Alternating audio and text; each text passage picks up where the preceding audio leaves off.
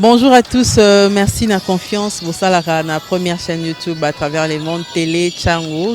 Vous en êtes mingi, vous avez Nabino, entretien et Alelo, tu es ambi pour Nabino. Partin n'a pas perdu les élections, il a gagné les élections. Boye bisa bango bati kapeli seki. Congolais asi à la muki. La muka asalaka ba réflexion ya bien pour na mboka oyo. FCC na la muka ba ebani bien. Manque à confiance ils a déjà. Il n'y a aucune coalition entre FCC et Nalamuka. Le fait que nous gardions jalousement les preuves que nous avons, c'est parce que nous avons un grand respect pour nos frères. Union sacrée. Le blocage au niveau de la CENI a un nom. Il s'appelle Monsieur Félix Tshilombo. Syndicat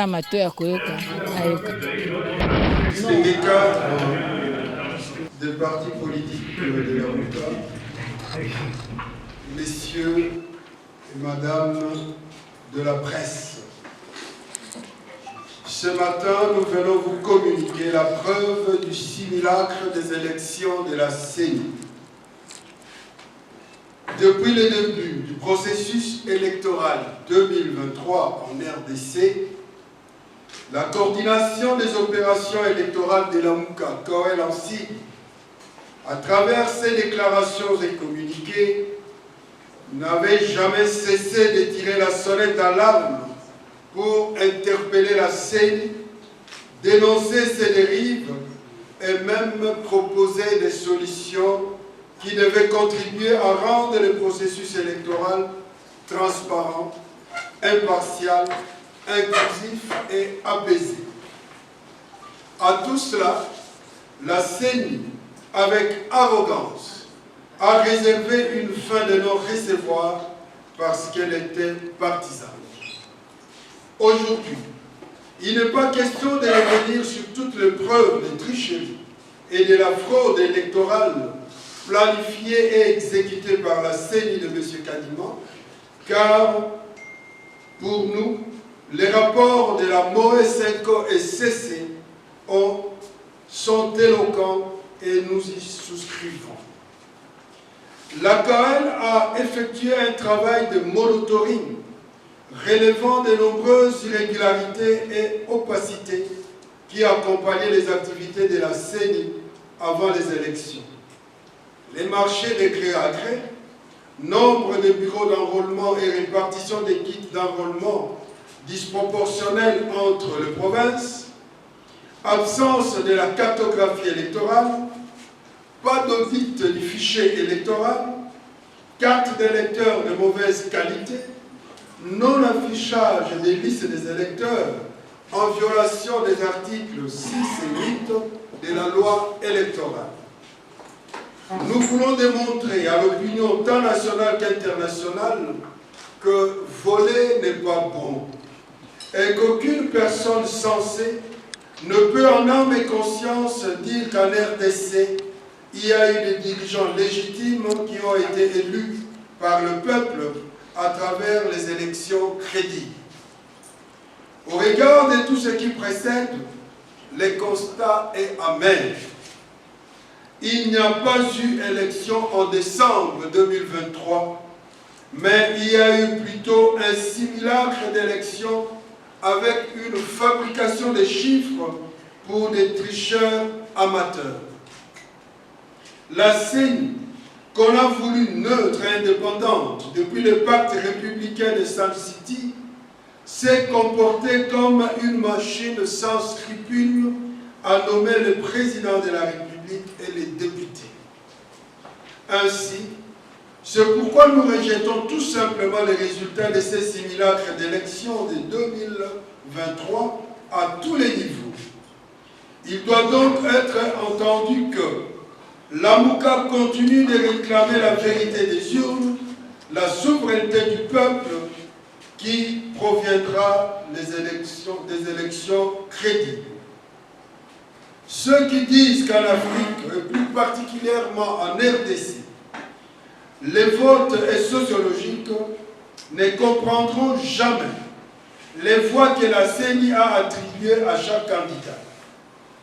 Qui peut donc, par exemple, confirmer que M. Tshisekedi ait eu 94% des suffrages au Congo central, est que le candidat Fayoulou n'a obtenu que 8544 voix sur 782 304 votants. Et Oma Ndombe, Tshisekedi soit crédité de 93%, alors que Fayoulou ne récolte que 3 989 voix sur 396 125 votants. Comment expliquer le manque de corrélation entre les influences réalisées par le candidat Fayoulou pendant la campagne et les résultats annoncés par la CENI? Comment expliquer que M. Tshisekedi puisse battre le docteur Mukwege à Panzi chez lui? Et pour information, tenez que M. Tshisekedi a été crédité de 119 923 voix à Bukavu et le docteur Mukwege 9 209 voix seulement. Quelle incongruité! Tshisekedi serait plus populaire à Panzi, là où même le docteur Mukwege travaille, non seulement comme médecin, mais comme pasteur, et qui est né grandi là-bas. Comment peut-on expliquer que M. Tshisekedi, le seul candidat à être traité de Moïbi, partout il passait pendant ses meetings à travers le pays, à Mwanda on l'a entendu, Mbanza-Mungu, à Mbandaka, à Guémena, à Kikwit, Guadolite, à Lissala, à Kisangani, à Kenge? Comment puisse-t-il alors gagner spectaculairement partout? Non. Tout esprit sensé ne peut voir dans ces chiffres qu'une volonté primaire d'humilier le vrai vainqueur de l'élection présidentielle de 2018 afin de tenter de laver l'opprobre qui habite M. Tshisekedi. Nos partenaires extérieurs, malgré leurs messages de félicitations hypocrites, se moquent ostentatoirement de la République démocratique du Congo. Comment interpréter des messages de félicitations assortis des recommandations et des exhortations pour prendre en compte les préoccupations des missions d'observation électorale relatives aux graves irrégularités constatées et documentées? Si l'organisateur des élections devient le premier à violer la loi qu'elle devait protéger, il se pose inéluctablement un problème d'ordre de valeur et surtout de l'existence de l'État. La COEL s'inscrit en faux contre toute tendance à vouloir minimiser cette fabrication des résultats et à faire croire que les irrégularités et la fraude planifiée par la CENI n'ont pas entaché la crédibilité de tous les scrutins. La COEL persiste et signe qu'il n'y a pas deux standards d'appréciation de la démocratie et des critères électoraux. Ce qui est valable en Occident et dans les autres démocraties du monde doit aussi être valable et appliqué en République démocratique du Congo. Les valeurs démocratiques sont partout les mêmes. Il n'est donc pas compréhensible ni acceptable que nos partenaires extérieurs encouragent la fraude chez nous en prenant acte des résultats issus de la fraude ou en félicitant l'usurpateur. Les frustrations post-électorales constituent un gage sûr de l'instabilité de notre pays, de la persistance des conflits armés et de l'exacerbation du tribalisme primaire que M. Tshisekedi a instauré en RDC. Nous demandons purement et simplement l'annulation de ces élections et nous invitons le peuple congolais à ne pas accepter les autorités qui ne proviennent pas de son choix. Nous déclarons que la crise de légitimité persiste en République démocratique du Congo et nous demandons aux élites congolaises de sortir de leur torpeur et de prendre conscience que le pays court un grand danger de dislocation. Pour nous libérer, nous ne pouvons que compter sur nous-mêmes. C'est notre devoir. Nous vous remercions.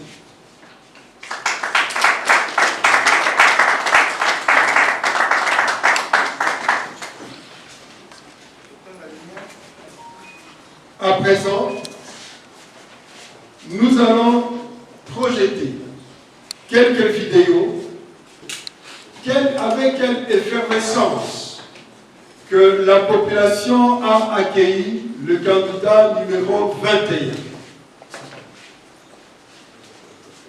Le but, évidemment, à partir de ces images, de dégager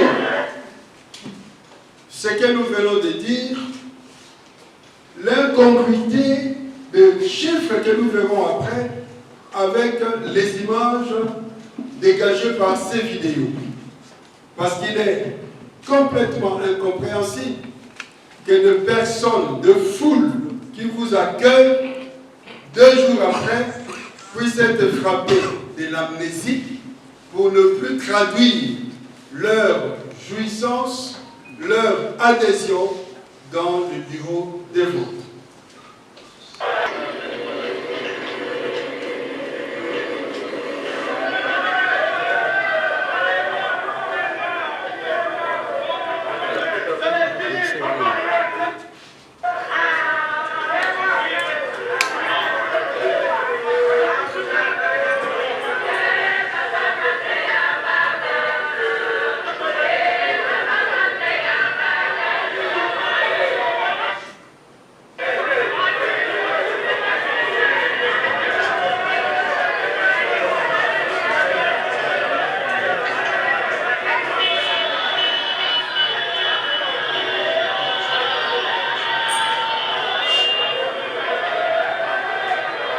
Là, nous sommes à Kananga. Les premières images, c'était dans la ville de Bandundu. Là, nous sommes à Kananga.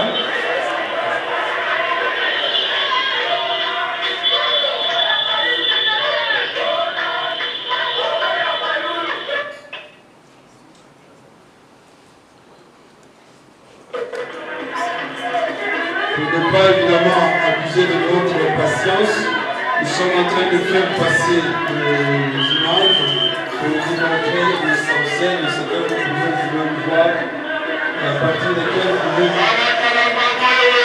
tirer les conséquences et les conclusions.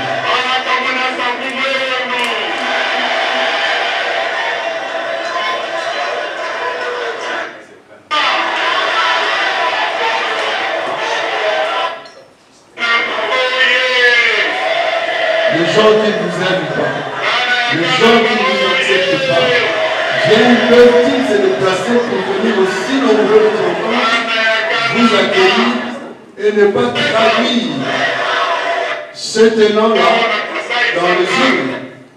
C'est une question que nous devons nous poser.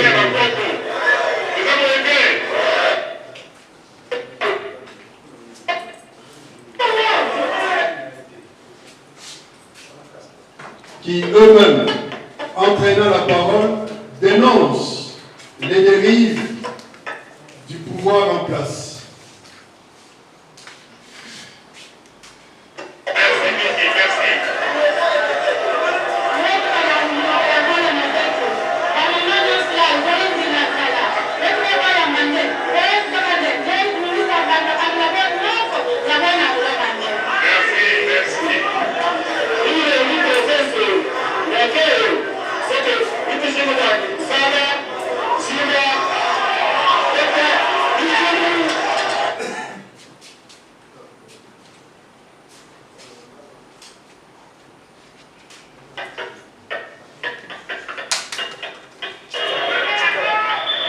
Comme c'est illustratif, là nous sommes à Chikapa. Cette façon de faire, nous n'acceptons pas. Nous sommes à Chikapa où le président élu était bien accueilli par la population de Chikapa. Et c'est là, les incompétents ont envoyé vers le public.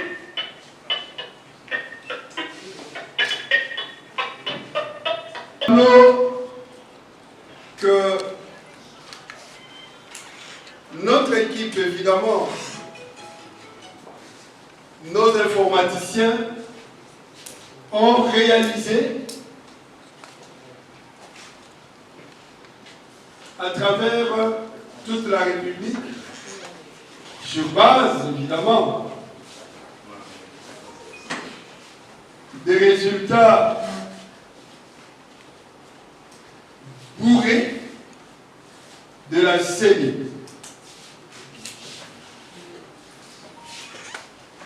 Seulement 29 470 voix. Pour ne pas aller dans d'autres provinces, nous avons voulu vous faire remarquer l'inconsistance et surtout la fraude et la fabrication de voix telles que la CENI nous l'a présenté et a fini par le publier en donnant la victoire à M. Félix Tshisekedi. C'est pourquoi dans notre texte, nous avons dit que nous rejetons purement et simplement ces résultats. Nous les qualifions des simulacres électoraux et pour nous, la crise de légitimité continue en République démocratique du Congo. Nous vous remercions. Voilà. Deuxième question. Vous dites que la population ne puisse pas reconnaître les résultats. Qu'est-ce que vous préconisez comme action? Évidemment, les actions, ça fait partie des stratégies. Si jamais il y a des actions de prévues, nous n'allons pas étaler les actions ici en ce moment, mais c'est que nous devons dire à cet instant, la première action, c'est l'éveil de conscience, comme nous le faisons. Et nous vous demandons à vous aussi, comme journalistes, de pouvoir faire ce travail d'éveil de conscience. Parce que cette situation que nous déplorons, elle a une dimension morale et éthique qui affecte durablement, profondément notre société à nous. Notre société à nous. C'est comme ça, quand vous posez la deuxième question en disant qu'est-ce que vous préconisez comme opposition, parce que vous êtes partis en ordre dispersé, et puis après la publication, on vous retrouve ensemble. Je vous vois là-bas projeter déjà la fameuse question qu'on a mis dans notre tête, il faut un candidat commun de l'opposition. Ici, je voudrais quand même vous dire sincèrement, mes frères et sœurs, nous sommes en démocratie. Quand vous allez en France, où il y a plusieurs partis politiques, il n'y a pas un candidat commun de l'opposition. Quand vous allez en Allemagne, où il y a plusieurs partis politiques, parce que ce sont évidemment des pays de vieille démocratie, en Belgique, il n'y a pas un porte-parole de l'opposition, il n'y a pas un candidat commun de l'opposition. Tous, qu'ils soient de l'opposition ou de la majorité, les gens vont d'abord au vote, et c'est après le vote qu'il y a des coalitions qui se font. Là où on peut constituer des gouvernements selon des tendances. Qu'est-ce que cela veut dire? Le combat ici, qu'on ne nous trompe pas en nous fixant, toujours projetant dans cette dynamique d'avoir un candidat commun de l'opposition. Pourquoi est-ce qu'on a besoin d'un candidat commun de l'opposition? Parce qu'on estime que les gens qui sont au pouvoir, ou tous ces partis qui se constituent du pouvoir, font pas le travail comme ils devaient le faire. Alors pour leur barrer la route, il faut que vous vous mettiez ensemble. Mais la conséquence, c'est celle-ci. En 2018, nous avons eu un candidat de l'opposition et qui a gagné les élections. Est-ce qu'a-t-il dirigé ce pays? Je vous pose la question, évidemment, c'est vous me direz que c'est nous, les journalistes, qui posons des questions. A-t-il dirigé ce pays? Il n'a pas dirigé ce pays. Et pourquoi n'a-t-il pas dirigé le pays? Parce que le problème est au-delà du fait d'avoir un candidat commun. Le problème, c'est au niveau des règles du jeu. La démocratie veut que les élections soient transparentes, que les élections puissent suivre un certain standard qui est admis par tous. Vous pouvez avoir un candidat commun. Quand la tricherie est bien planifiée, comme nous le démontrons ici, ne vous en faites pas, votre candidat commun, là, le parti ne sortira pas. Nous devons nous battre tous pour que nous puissions mettre une bonne dose d'éthique et de morale dans la gestion de notre pays. Nous devons nous battre tous pour que la démocratie ne soit pas à double vitesse, une démocratie africaine où les gens trichent, les gens font n'importe quoi, à la parade, ayez un candidat commun. Non, ce n'est pas la solution. Voilà. La troisième question qui demande qui a finalement gagné. Nous n'avons pas dit un seul instant ici, c'est nous qui avons gagné les élections. Nous sommes en train de présenter une situation où nous disons que les chiffres qui ont été présentés ne sont pas vrais. Et dans cette condition, il n'y a personne qui a gagné les élections, madame. Il n'y a personne qui a gagné les élections. Là où il y a fraude, il y a tricherie. On dit toujours que la fraude corrompt tout. Notre propos, ce n'est pas d'aller chercher qui a gagné les élections. Notre propos, c'est de dire qu'il n'y a pas eu élection, il y a eu tricherie et fraude à une échelle nationale. Donc les élections doivent être annulées pour qu'on reprenne et que le vrai, celui qui sera élu par le peuple de manière transparente puisse être publié. C'est de ça qu'il s'agit. La victoire de M. Félix vous a surpris? Évidemment non. Ça ne nous a pas surpris et nous n'appelons pas ça une victoire. Nous ne pouvons pas parler en termes de victoire parce que tout s'est fait sur base de la fraude et de la tricherie. Donc il n'y a pas eu victoire. C'est comme ça que nous disons qu'il n'y a pas eu élection. Notre combat justement consistait à avoir des élections crédibles, transparentes, voilà, comme tous les qualificatifs que vous pouvez y ajouter, vu que ça se passe dans de bonnes conditions. Cela n'a pas eu lieu. Nous n'avons pas déposé nos candidatures au niveau de la législature, au niveau des élections législatives. C'était pour nous une forme de pression qu'on mettait pour qu'on arrive quand même à faire cet audit extérieur du fichier électoral, dont les conséquences, nous les avons vu ça le jour du vote.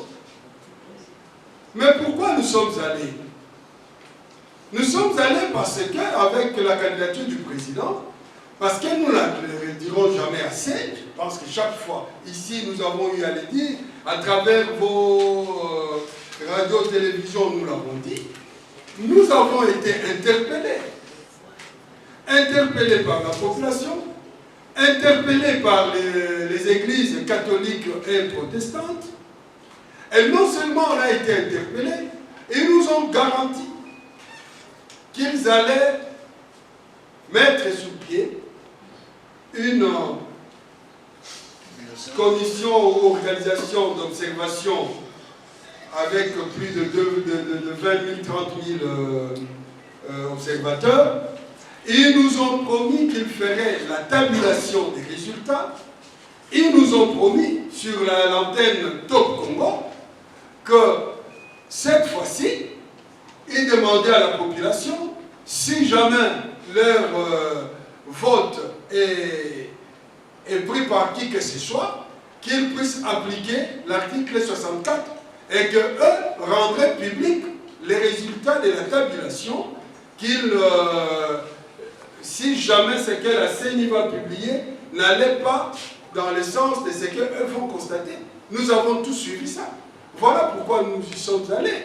Mais nous avons constaté une chose avant que je réponde. Maintenant, qu'est-ce que nous allons faire? Si en 2018, la tricherie s'est faite en amont, c'est-à-dire au niveau des bureaux, les choses se sont passées un peu normalement, dans ce sens que il semble qu'on avait prévu aussi, en distribuant des machines, que certains votes se fassent par des particuliers, que les résultats tombent dans le serveur, ce qui n'a pas eu lieu parce que les agents de la CENI qui l'ont dit, qui l'ont dévoilé, qui ont été même forcés de quitter le pays, ont empêché que ces résultats-là viennent. Alors ils étaient obligés de se rendre compte de l'effectivité et de la réalité des résultats tels que ça s'est passé au niveau des bureaux de vote. Et à ce moment-là, ils n'ont eu comme solution que fabriquer les résultats. C'est comme ça, vous avez vu ils ont publié des résultats de manière globale. Que Fayoul a obtenu 6 millions, tel a obtenu 7 millions. C'est venu d'où? Personne ne les a expliqués. Et jusqu'à aujourd'hui, jamais la CENI a mis dans son site les résultats bureau par bureau. Mais en 2023, les choses se sont passées différemment. Plus d'une fois, le président Fayoul nous a dit que M. Kakidima était spécialiste en fraude électorale et non pas à l'organisation électorale. Il passait de pays en pays pour aller plus épingler les systèmes de fraude mis sur pied afin de dénoncer évidemment la tricherie ou la fraude. Et il a utilisé toute cette expertise pour venir la mettre en pratique ici chez nous. Comprenant ce qui s'était passé en 2018, en 2011, ils ont changé de stratégie pour pouvoir créer maintenant au niveau de la base, en amont, la tricherie. Les résultats que nous avons eus sont produits du bourrage électoral et non pas produits de la fabrication qu'à la tête. Du bourrage électoral et même de la fabrication, je dirais. C'est comme ça qu'on a distribué des machines. Ces machines qui ont un système de géolocalisation.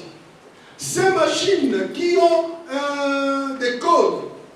Et aujourd'hui, nous devons nous poser la question. Qui a remis des machines à ces gens-là? Qui leur a donné des codes? Qui leur a donné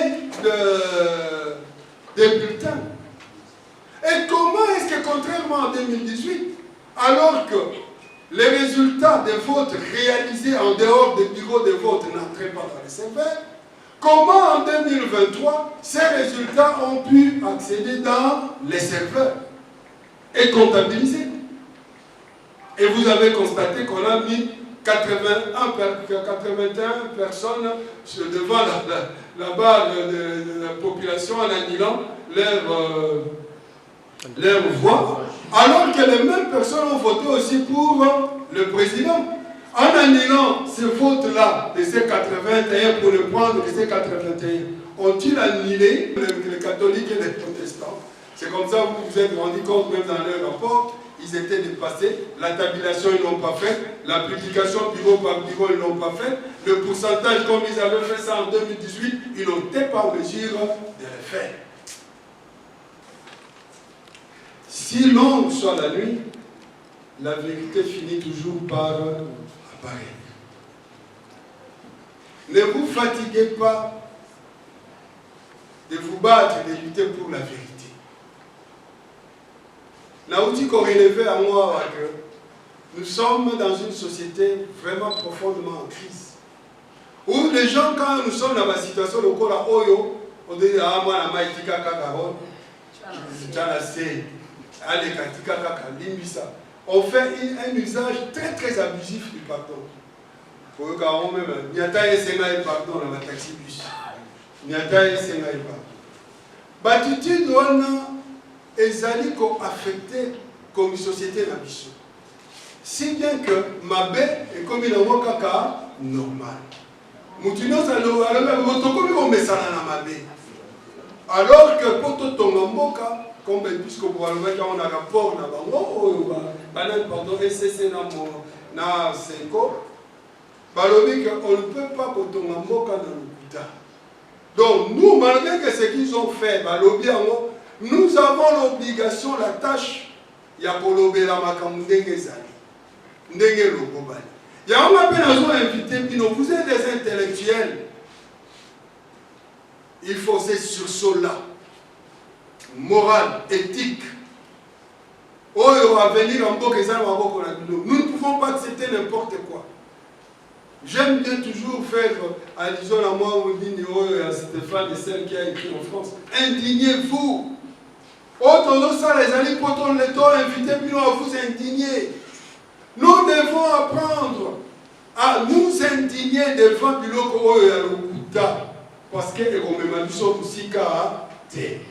Si quoi à partir de la bien sûr, ça c'est déjà une action. Nous avons des actions. Nous devons continuer à conscientiser le peuple. Pour nous, comment nous n'avons pas démissionné. totiki makamute. Tolobia wapolele que pour nous, la crise de légitimité continue. Et lui, on que tozali na ordre kaka, il y a bataille pe ya combat. Et aussi la tête. Tu vas continuer à y avoir toujours ça, annulation. Il y a toujours ça, là, ils ont dit pour toujours annulation. Tu vas ça, la robe, ils sont montés, le monde a bino, et le monde a peuple, le monde a moutounio sur la Congo qui s'indigne. Oh, le mieux, ça m'a dit que ma camone est au salement, et le monde va l'ité. N'est-ce pas que nous avons mboka la mission au Tikalaka, au Bongate. Donc, tout ça, tout Jama Mini, Moukoussou, comme on dit, pour ma camone qui est malade. C'est de ça qu'il s'agit. On vient de revivre ici. Et si on ne se bat pas tous, demain, il y en a encore qui vont plaire. Peut-être aujourd'hui, vous dites que c'est la Mouka, mais peut-être vos enfants qui seront demain candidats, qui vont être des futures victimes.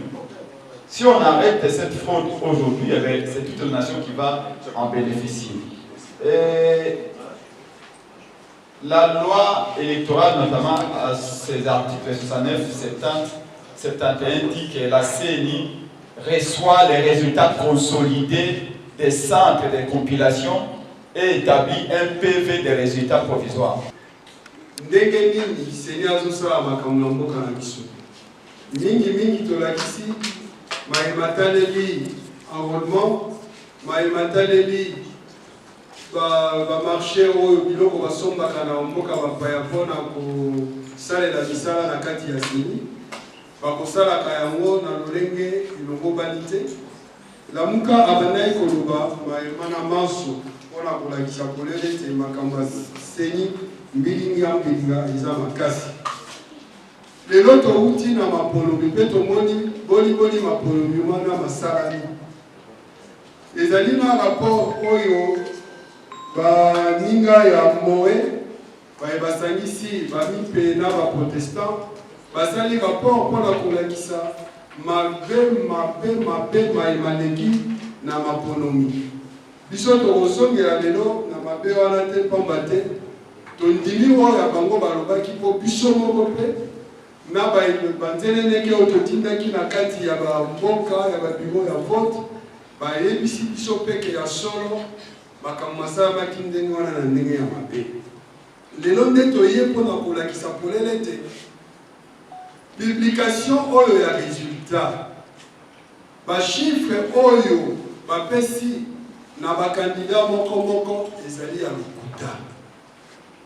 ya lokuta okokende lokola na mboka ya Congo okomona kuna bapesi na candidat Fayulu 8000 voix ya pamba et puis na ndeko Tshisekedi 400 000 na ndambu kuna. Nzoka nde banso toyebi na mboka na biso Congo maponomi elandaka meme oyo babengi na lopoto dimension sociologique elingi koloba nini bato oyo bazali pembeni na yo na ndenge ya bobotami bokoli na ndenge ya monoko bozoloba mingi bakopona olobi oyo mwana na biso oyo ndeko na biso wana ekotaka mingi mpenza na maponomi boni na Bakongo, boni na Mai Ndombo, boni na Kinshasa, boni na Kwango na Kwilu,